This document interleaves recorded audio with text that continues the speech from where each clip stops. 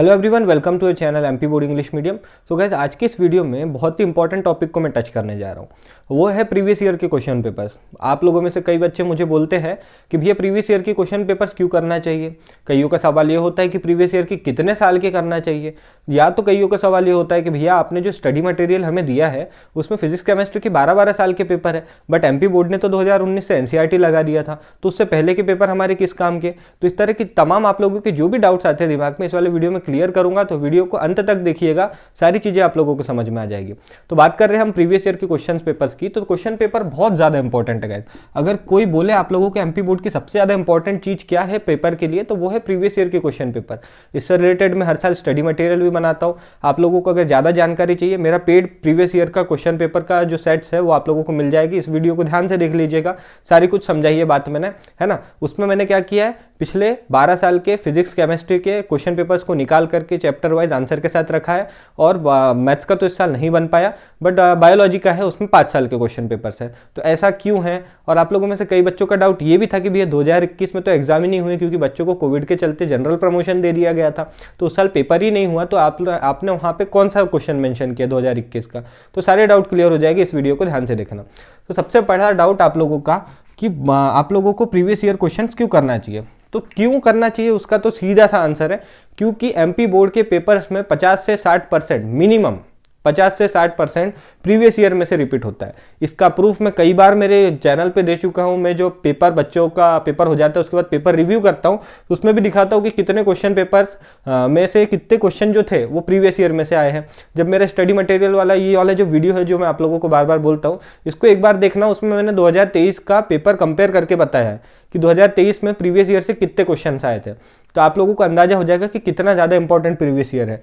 Minimum 50% तो हर साल previous year से पूछा जाता है। कई बार तो ऐसा होता है कि 90% तक प्रीवियस ईयर से आ जाए, है ना। तो इतने important previous year question papers होते हैं आप लोगों के। अगर आप लोगों को परचेस करना है तो परचेस कर लीजिएगा, आप लोगों को बहुत ही जल्दी प्रीवियस ईयर क्वेश्चन पेपर मेरे स्टडी मटेरियल से प्रिपेयर हो जाएंगे।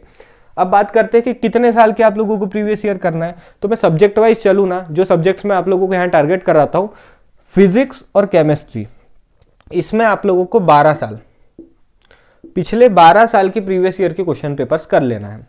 आप चाहो तो 5 कर सकते हो 5 साल के, आप चाहो तो 1 साल का कर सकते हो, आप चाहो तो 10 साल के, बट मेरी सजेशन है 12 साल के कर लेना।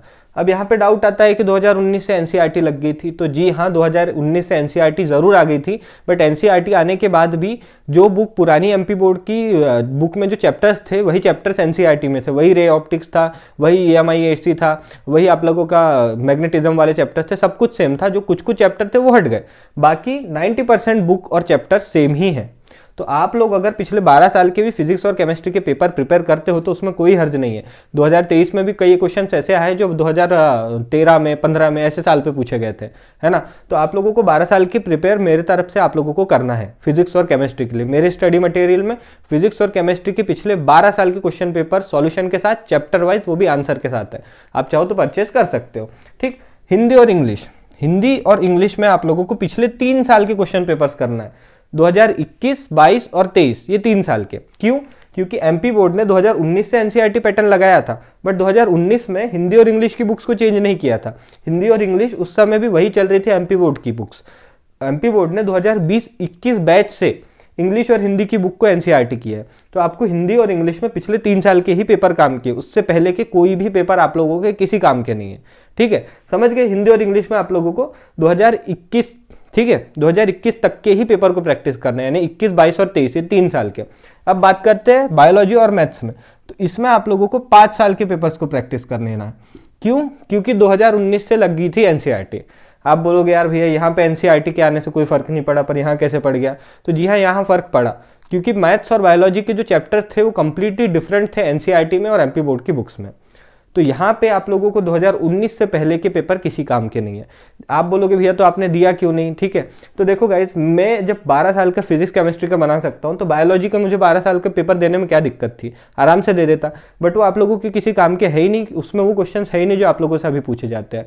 तो आप लोगों को सब्जेक्ट वाइज मैंने बता दिया, फिजिक्स केमिस्ट्री में आप 12 साल के पेपर प्रैक्टिस कर सकते हो। हिंदी इंग्लिश में 3 साल के ही करना, उससे पहले के मत करना।